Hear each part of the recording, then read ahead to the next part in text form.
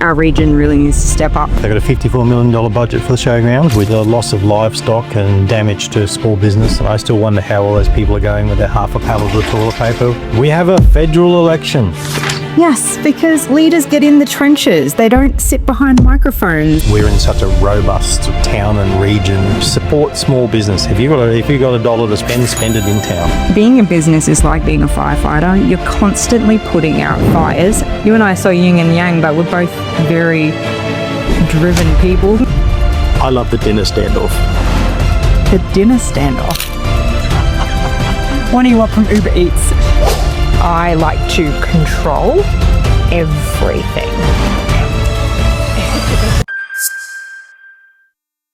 Hello everyone, my name's Graham Strang and I hope my younger self is listening.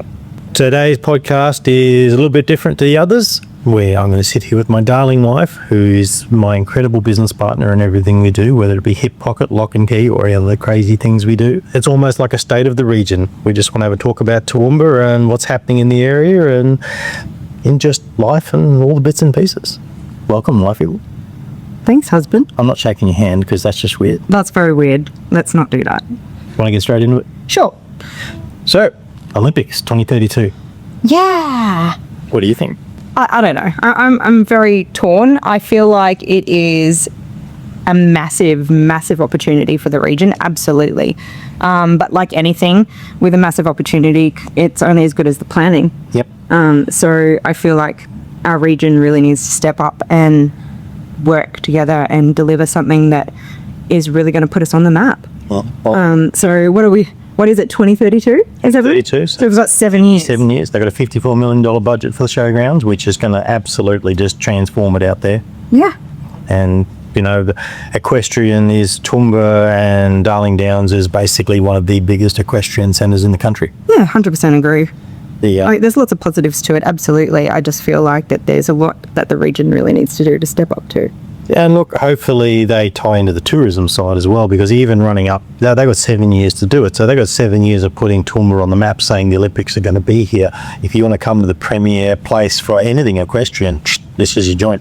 Absolutely. And I think that's the brilliant part about the opportunity is we really have the door opening for us to put our region on the map to go worldwide and really showcase Toowoomba for what it is. We're the second largest inland city outside of Canberra for Australia. So I really think that we have a great opportunity to do the right thing and really stand out. So I'm excited.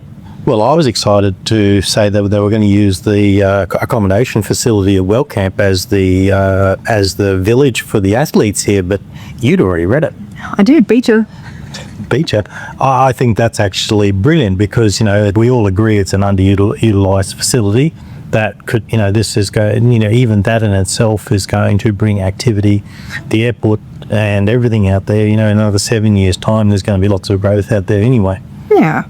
And I really, I don't put it just down to the government or the local council. I really think the business in Toowoomba really has the opportunity to reach out and start collaborating and really showcase for what it is that we do in the region. Absolutely. I think we'll all bounce off the back of it.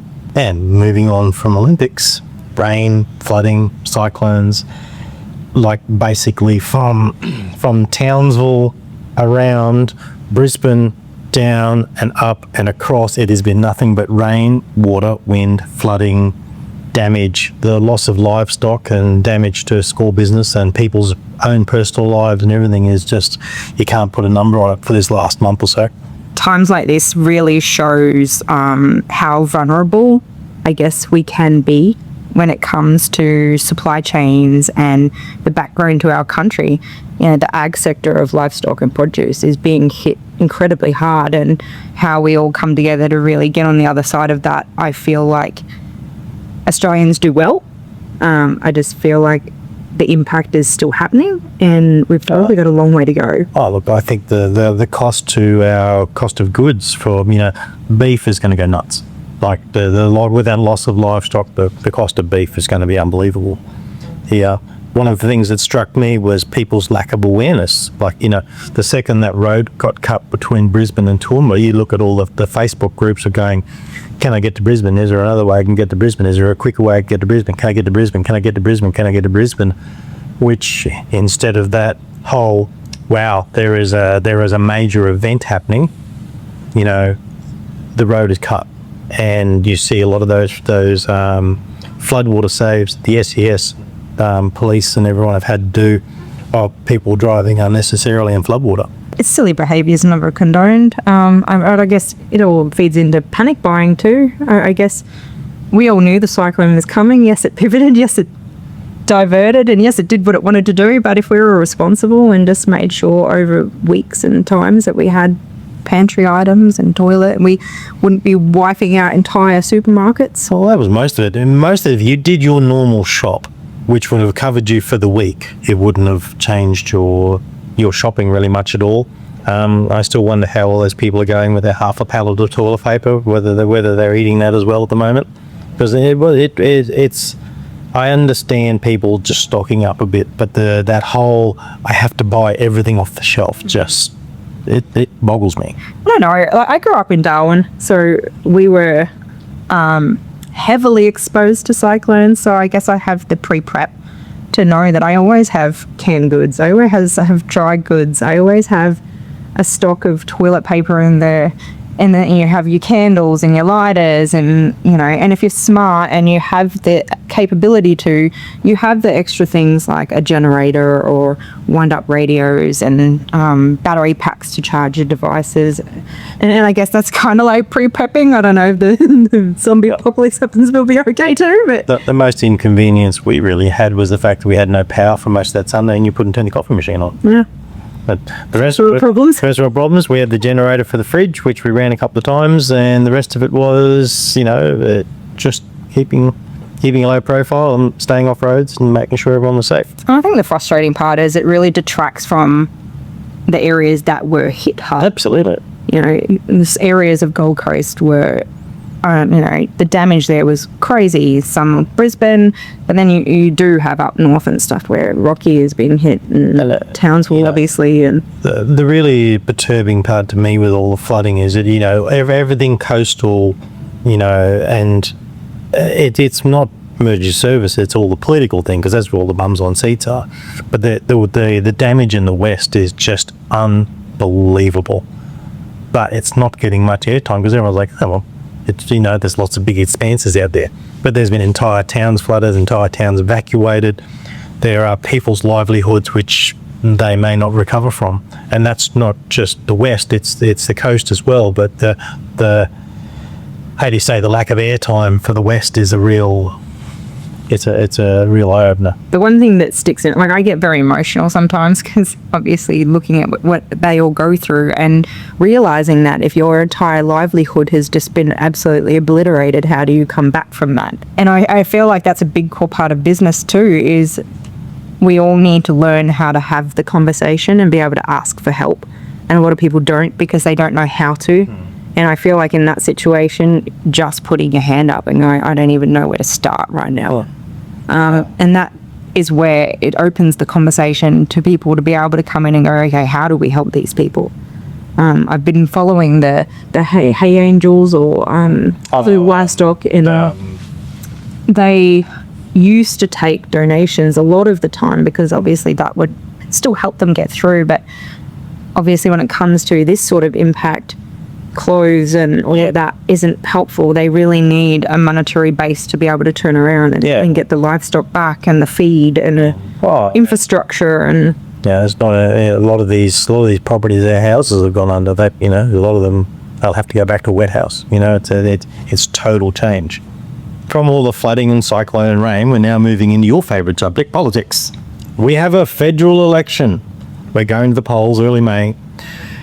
It's an interesting one. Like, we have 5 or 6 people already running in our seat, and they're all very different characters, all running very different agendas. And it's going to be interesting to see this whole flooding disaster thing. I'm hoping becomes part of the agenda of it, even though it's state and we're talking about a federal thing. The state side of things, it's going to be interesting to see how it goes. I see we had Paul Graham here last night with our federal member, which was interesting. Lots of bums on seats and lots of votes. And absolutely, you know, and to be brutally honest, I don't I don't do politics. I do action. So, like, we need real change. We need people to get in and do things, not make empty promises and press conferences. I'm like, But that's politics in general. and that's why I don't do it. Nothing moves fast in politics. It just makes me laugh. You even look at local level politics, it's just such a slow turning wheel. It is, but there's so much at hand. Like, businesses are screaming for stability. You know, they need some sort of, I don't know. I don't do politics. And that, ladies and gentlemen, breaking the fourth wall is why we don't talk about politics. Yes, because leaders get in the trenches. They don't sit behind microphones. And You voted for the sex party one year? no, no, I'm not putting that out there. I might have given them one vote, like a low vote. So we move into business sentiment, which is, for those who don't know what I'm talking about, we just want to cover a bit about how we feel about the Toowoomba economy, how it's all going. The vibe around Toowoomba, you know, I talk a lot about it. We're in such a robust town and region that we're all very lucky to be doing business here. But that doesn't mean that we're all succeeding, but we're all in a position that we can succeed with the right amount of work. Yeah, I think the general consensus or the general feel in Toowoomba is there's still that cautiousness, a cautious optimism, but still a holy level of this is hard. Anyone who goes into small business and thinks it's going to be easy is going to be in for a rude shock. Yeah. It's fun, but hard. Yeah, and I think that comes down to like one of the best quotes that I think, or topics of conversation that I typically hear Gary Vee talk about loads, and that is being a business is like being a firefighter. You're constantly putting out fires, so you either need to get on the train and learn to love the grind rather than try and fight it.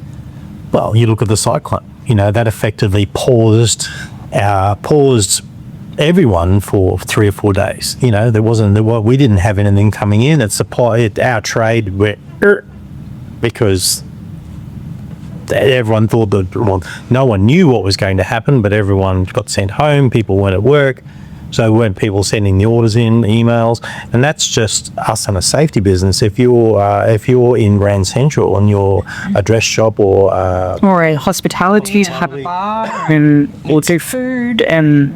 Oh, look, it provides its own challenges, and it's something that we all need to be considerate of. I'm a massive support small business. If you got a dollar to spend it in town. Absolutely. Because that dollar goes a long way. And times are tough at times and at the moment, but any time that you can go out for a coffee or a lunch date or support the small guys, go downtown, find the local guy that's hiding behind an alleyway. We found this coffee shop, and you and I had not. And we'd been there once before, once we realised we went there, but the name wasn't Sweet Talk. It wasn't overly familiar. And we got there and it was just absolutely humming, but you had to go down this arcade around the back corner of a building. So unless you really know what you're looking for, you don't know it's there. But it was just pumping. And then you would go 100 metres up the road and to another cafe, and they weren't quite as busy. So again, it all comes down to what each cafe is operating, but what's one cafe doing better than another cafe, and how can we all get on the same page? And that's small business in general. You and I have always had that adage, no matter what we're doing, if we stand behind the counter and wait for the customer to come, they're not going to come. Absolutely. We've got to go and find them. We've got to do the hard work. Whatever it might be that attracts them, you've got to do the yards. Yeah. If you're from around here, chances are you've worn something that we've embroidered, printed, pressed, or branded. Whatever it is, we just get it done. So if you need something, drop in and see us. Relationships, business, and communication. Oh my goodness. Ready? I was born ready. I know, that's why I married me. So now the big stuff. We live together, we work together, and somehow we all make this work. 7 days a week we do all of this, even though if you talk about it, everyone says you've got to be able to leave work at work and then come home and be home. It is a very challenging beast, because you and I have laid in bed and looked at each other at 11 o'clock at night and gone, did you remember to do that? we do so much together, but still are high-fiving each other in the hallway. So it is interesting. It is definitely a challenge, but I think that's, you and I are so yin and yang, but we're both very driven people. So right through. Oh, look, I honestly think one of our better things is that we're probably not as good with everyone else, but with each other, it's just that open communication, good, bad, or indifferent. We'll just tell each other, and the other one's accepting enough to hear it. Still shout at each other occasionally, but Yeah, absolutely. And I think that's respecting each other's lanes and knowing each other's strengths and our strong points. Like, yes, we are completely different human beings, but like you said, it comes down to the communication of being able to voice that and realize that you need to have a conversation regardless of how hard it is. Like, I know there's been times where we've probably put off speaking to each other because we just don't know how to speak to each what's other. the line from Yellowstone? I don't have the energy for you right now. I don't know if any Korean media couple or like movie couple ever related to us, that would be the couple. I just think, yeah, I'm crazy. Everyone talks, I talk a lot about the plan, but there's no plan that's written to the minute. But I always believe something you and I do really well is that we have a rough plan of where we're trying to get to, what we're trying to build and what we're trying to do, whether it's for us, for our kids, the overall team of people we have here, whether it's Hip Pocket, whether it's Lok Kee or any other venture that we're looking at, we have a shared view of that's the box we're trying to get to. Yeah, and I guess it looks, like you said, it looks different for each of us. Like what you want to achieve is different to what I want to achieve, and the kids and so on, and Hip Pocket and Lok Kee. But I guess the strength behind that is we are on the same understanding of, okay, how do we do that together? How do we get there together? And it's not a seesaw of we do you and then you do me, and that came out wrong. But that's okay. But I mean, what I mean is you create safe space conversation to be able to be on the same page. And I think that that's important in any relationship, whether it's business, friends, or marriage. Oh, marriage. And the ability to laugh. Absolutely. That's half of it. Life is too short. If we can't laugh. A week ago, we were both very highly stressed human beings, and we had stressed half an hour conversation and in the end we shared a laugh and laughed at our kids and laughed at the dog and went, cool, we've communicated, and onward we go. That's a huge part of it, is the fact that, and if any couple says they don't disagree, they're telling lies. I think there's massive, I don't think it's talked about enough about pivoting and adapting. Like, we can easily get stuck in our heads of what we want something to look like, and hone in on that, and that's what it has to be. And I feel like that's the biggest instigator to failure, is because you have this vision, and vision is important, but to not get so honed in on the fact that it has to look like that, and if it doesn't look like that, well, then I failed. I'm like, you have to be able to go, it doesn't quite look like that, but maybe it needs to look like this. And so forth. Of course, the thing we say to each other a lot, we're both imperfectly perfect. 100%. An imperfect perfectionist. But it is a big part of it. I mean, the way I get uncomfortable when people say to you or I, oh, you have this most amazing relationship. And I'm going, I struggle with that because we are far from perfect. And I mean, we both do dumb things. We both do smart things. We both... We both have stupid habits. We both have things that irk one another. I love the dinner standoff. The dinner standoff, where I'm cooking dinner and glaring at you from across the saucepan. No, wrong. I'm talking about when you don't feel like cooking dinner. Oh, you're not talking about it. So we and you don't cook dinner, and then it gets to like 7:30, and then I'm like, so dinner. And then I go, well, if you just told me an hour and a half ago, I would have done and sorted something out. What do you want from Uber Eats? But it's funny, but that's real and true relatable stuff, because it isn't perfect, and that's why I respect anyone who can get through long-term relationships, because it is hard. I think the one thing that keeps anybody going in anything that they do is the fact that they make the choice to choose. The power in choice is unbelievable. You can you choose to stay. So if you're going to choose to stay, what are you going to do about it? You know, I don't know. That's just my 2 cents. Yeah. I guess I could probably put the relationship bit finish on. You just got to look after each other. Even if relationships are never, ever 50-50. Absolutely not. They're 70-30, 80-20, 60-40, 90-10. Just, and 5.95. 5.95. But it goes like that. You're constantly... So but it's about lowering the line in the middle where you've got each other's backs and going, yeah, we've got this, it's okay. And I guess knowing that you are safe with your person is key to that. And I guess that's with anything in life. And I feel like we've had a really interesting 5 years navigating a lot. Since COVID. I keep saying we got to write a book. Yeah. I have this joke I say when something else happens, whether it's good, bad, or indifferent, I go... Chapter 11. Chapter 11, page 428, subsection C. This happened. So do you want to do the question in the book? But I wrote it in my phone. The question? Yeah. Don't have it in your head. No. What kind of... You're on my podcast, woman. Put it in your head. Because it's a me question. It's not a what's your favourite colour. Come on, There is depth and meaning and emotion. Oh, I'm sorry. Feelings. So we weren't originally going to do the question. I went and got the book. So, wifey, everyone has read the question that's in here, answered the question, and then written in their own. Can I read everybody else's question? How about focusing on the one you're working on first? I did. You get to read the book. Here you go. Proof. I wouldn't say I'm pen. Oh, that means I need to get I wrote out my question. I came prepared. I like Peter's handwriting. So the next person is going to get 2 questions. Why?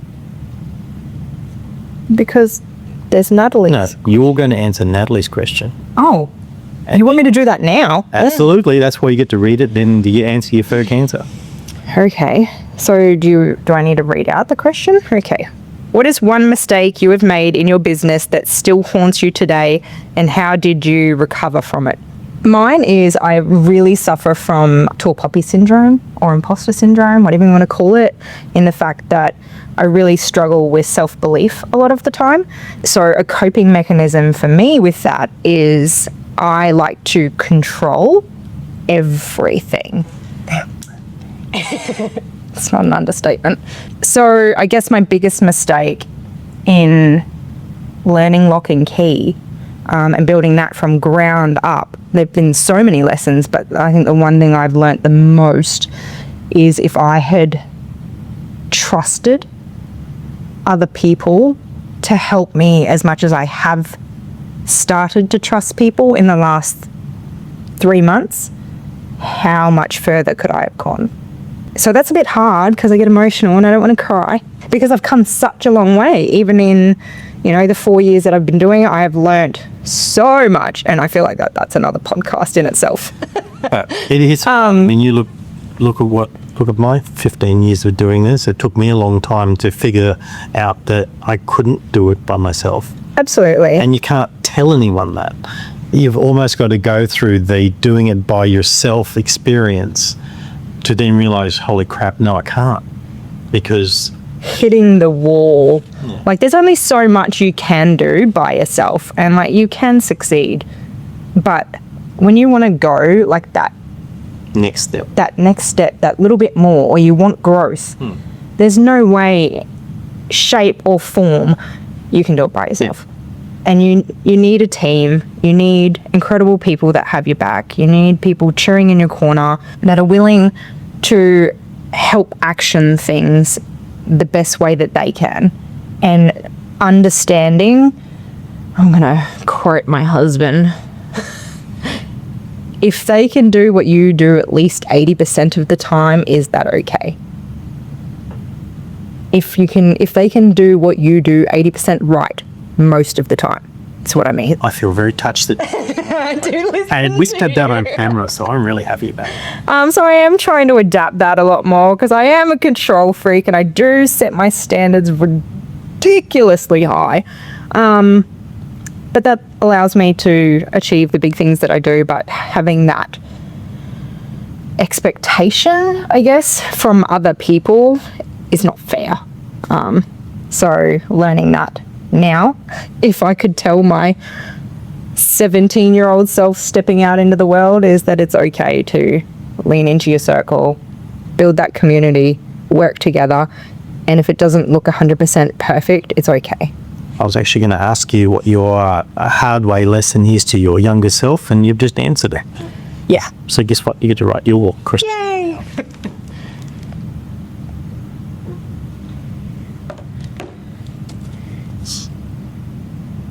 That's a question and a half, that mate. So that's Well done. my question. Cool. Well, Wifey, we have got through an episode together. It's actually been pretty special. We don't get to do this very often. If you have to give something advice to a couples tuning in on just how to look after each other, what's a very quick one sentence? Life is too short. If you have to do something, do it yesterday. And success isn't about never changing course. So talk together, have the hard conversations, and see what comes out on the other side. Yeah. Well, everyone, just remember to shop local, look after your small businesses around you, and look after your friends and family. Lok Kee's got a show coming up in June 21. June 21. We're so excited, and there's some big things coming. So if you don't There is a big one flying in. there is a big something coming in from across the pond. Across the pond. Very excited. If you haven't already, follow Lok Kee. It's not spelt how you think it's spelt. Lok Okay. and KEE. If you've enjoyed watching The Hard Way, please tune in on YouTube, on Apple, and on Spotify. Just search The Hard Way or Hip Pocket Worker and Safety, and away we go. See you next time.